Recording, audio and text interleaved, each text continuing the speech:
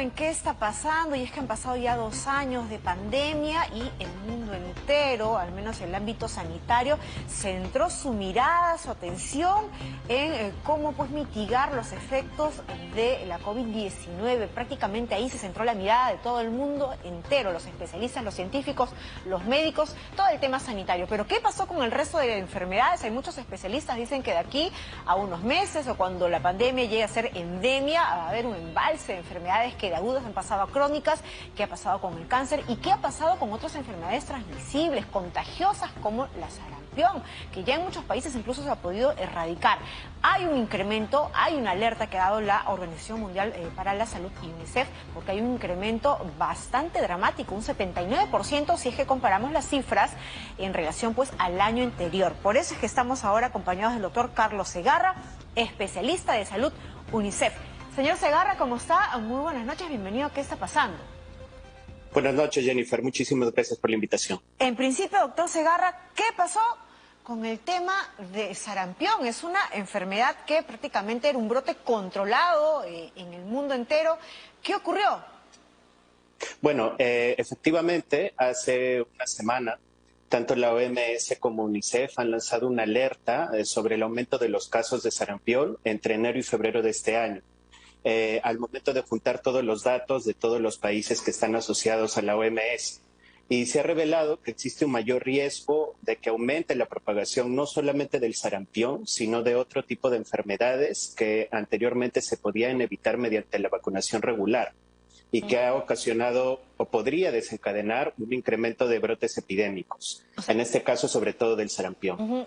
Es decir, hay muchos padres de familias, si hablamos pues no del sarampión, del brote en los niños, de repente cuidaron y extremaron todas las medidas en el tema de cero contagios, cero contacto con las personas, al menos en el Perú, incluso los niños tenían en los primeros meses de cuarentena incluso prohibida la salida a las calles, no solamente podían dar la vuelta por media hora en 500 metros a la redonda de sus viviendas, y si era tanto así la salida, imagínense pues muchos de ellos ni siquiera llegaban a los hospitales, si es que les tocaba, dentro de la cartilla, ¿no?, del esquema nacional de vacunación, cumplir con algún tipo de vacuna.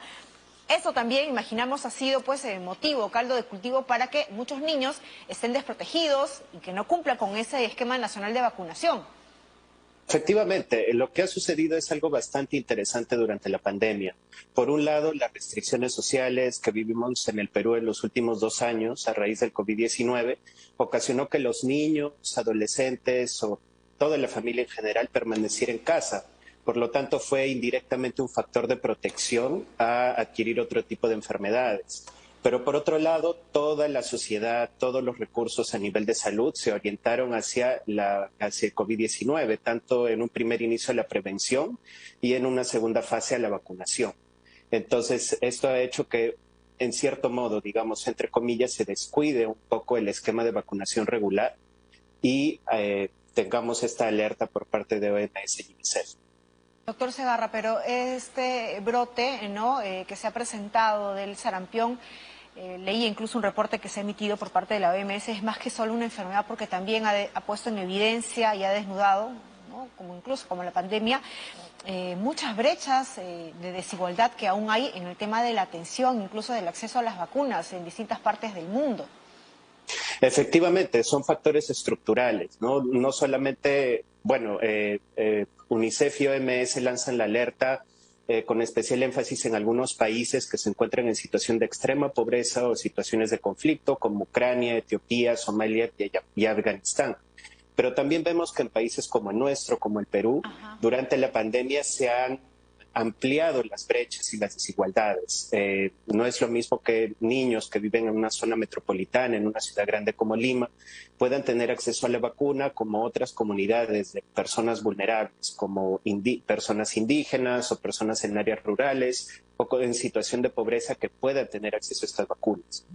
Doctor Segarra, ¿qué decir a los padres de familia que nos están viendo en estos momentos en relación a la importancia de este esquema nacional de vacunación? ¿Por qué es importante que sus niños completen, ¿no?, ese esquema que sabemos que incluso en el Perú es uno de los más completos en Latinoamérica? Efectivamente, el sistema de vacunación en el Perú es uno de los más completos y eficientes de la región. La recomendación a los padres es que Primero, recomendarles la vacunación de sus niños. Las vacunas salvan vidas, las vacunas son seguras y son importantes para el correcto desarrollo, tanto mental, emocional, físico, de sus hijos. ¿Qué ocurre si es que yo, padre de familia, de repente no he perdido la cartilla del Esquema Nacional de Vacunación, perdí la cuenta, no sé qué vacunas le toca o tiene que reforzarse mi niño? ¿Cómo es que podemos hacer este monitoreo y cómo es que podemos volver a empezar? De repente muchos de ellos, por el temor o de repente hasta la vergüenza, no llevan a sus hijos a vacunarse. Sí, el tema de la cartilla de vacunación no debería ser un impedimento para que los niños, para que los padres lleven a sus niños a los establecimientos de salud. Recordemos que la vacunación es gratuita, hay personal de salud especializado, el personal de salud en el Perú tiene amplia experiencia en la aplicación de vacunas y también tenemos un esquema bastante estandarizado y muy regular. Por lo tanto, no debería ser un impedimento para que se acuda a un centro de salud a recibir la vacuna correspondiente. Es decir, por lo pronto, si es que yo tengo en casa a un niño que no ha sido vacunado en los últimos 2 años, en lo que lleva pues esta pandemia, yo puedo mañana llevarlo a cualquier centro de salud del Ministerio de Salud. ¿Cómo es el procedimiento?